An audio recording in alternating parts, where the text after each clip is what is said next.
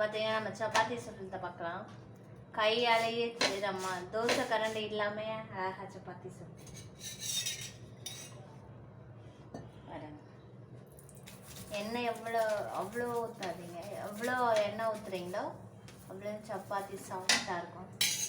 நம்ம சுத்தமான ஒரு டவல் எடுத்துக்கலாம். இது பாருங்க, சுத்தமான ஒரு டவல்.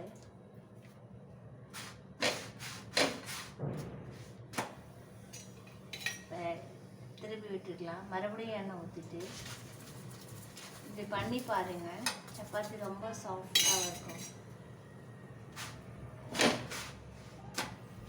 சுத்தமான டவல் எடுத்துட்டு இதை இப்படி மடிச்சுட்டு பாருங்க, இப்படி ரவுண்ட் ஷேப்பில் இப்படி மடிச்சுக்கலாம்.